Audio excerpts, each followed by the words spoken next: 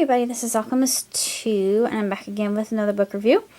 I just recently finished Harpo Speaks, written by Harpo himself, and it's an absolutely sensational book, and it has just tremendous photographs in it from his entire life, and he was really a fascinating person playing croquet. What a strange sport. But it seems that Adolf and I have a lot in common. One thing being our love of licorice. And I thought, yes, I knew this man was a kindred spirit. And not only that, but he had trouble in school too. But when he was young, he actually quit going to private school because Miss Flato always said he would never amount to anything and always criticized him and belittled him in front of everybody else. And the Irish kids that were in the school would throw him out of the first story window. And luckily it was just only one floor down, or he would have gotten hurt really badly. But it's interesting. His full name was Adolf Arthur Harpo. Harpo didn't come until later. He invented Harpo. But it was always a character that he was working on, and the harp didn't come into his life until later too. But he is just unbelievably talented in everything he does. And even they had a clip of his actual voice on YouTube, and it was definitely what you would call a golden voice. He sounded a lot like Chico, but he was separate from Chico. Chico was off playing pool, getting caught.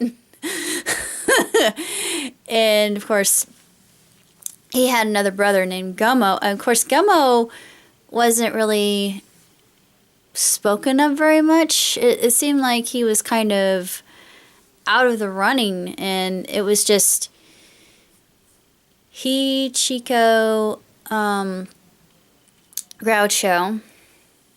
and they had a big family, but they were always poor, and they lived in a rather rough neighborhood too, and there weren't very many Jews. So I relate to this man on a number of levels. And he was just, I really wish I could speak to him, because I've read this, and I'm going to read Son of Harpo, and that was written by Bill, a child he adopted, because when he got married later on in life to Mrs. Fleming, he always said, "Oh, Fleming's a curse." No, it was love at first sight, and he was determined to woo her and court her. I thought, oh, how gallant and so romantic. Oh, really? That's a Sagittarian for you. They are very seductive and straight shooters too. And yeah, I can see that because my mom was a Sagittarian too, so I know that's true. And they are just so charming and so charismatic and enigmatic in their ways. And he just was, like I said, an elaborate man of the theater, and one who was well versed in vaudeville and burlesque, and that's how the heart of Marx's actually grew up. And it's a really sensational book, and one of the things I want to write a biopic, and I can't do that until I've watched all my Marx Brothers movies, which will take me a while, but I want to read the book, watch the movies, read both books, I should say, watch the movies, then write the script, because I feel like if I'm well versed in all things Marx Brothers, then I can do the Marx Brothers justice, because I feel like it deserves that. Nothing has ever been done. It has been done on The Stooges. The film that was done on The Stooges was a piece of trash. No offense. I'm a huge Three Stooges fan. Always have been, always will be, even though my dad's friend nearly ruined that for me. And he will not ruin the Marx Brothers for me. He's not even going to ruin the Stooges. No, nobody can ruin the Stooges for me. But like I said, I've read Harpo Speaks. I'm going to read Son of Harpo. I'm going to watch the movies, and then I want to write. My script idea is basically going to be called Angel of Laughter. And I wanted to do something worthy of my kindred spirit, just because I feel just so familiar. I don't know what it is about Arthur. Maybe because one of his names was Arthur, and my grandfather was named Arthur. So there's that. I thought, there's a link there. I don't know what it is, but it's crazy. It's coincidence. There's no such thing as coincidence. And then the harp, it's strange. Before I even knew about Harpo, I was very interested in the harp too. I mean, I've never gotten into it, but it's just, I've always been attracted by it. I don't know if I could ever learn how to play, but I feel like it calls to me for some strange reason. I can't explain why, but it's the strangest thing. It never made any sense to me. I love him. I love his antics. I love his shtick is classic. And I've seen clips. I've watched him countless times, and he always makes me laugh.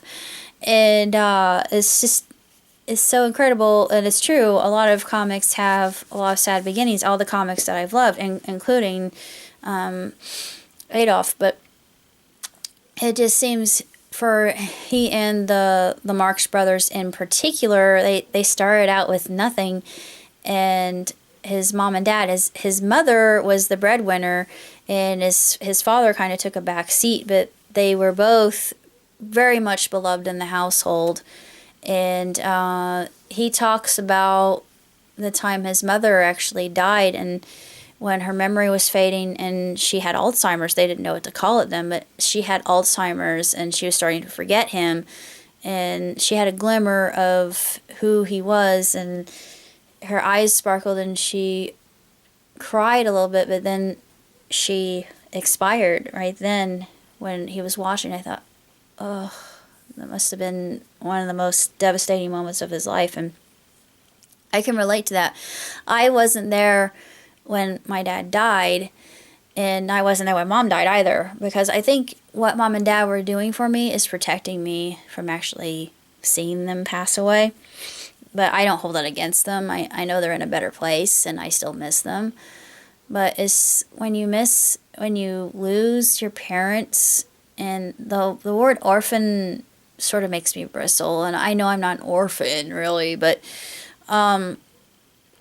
I know he had to go through that himself, so it was a moment of turmoil and great tribulation for him.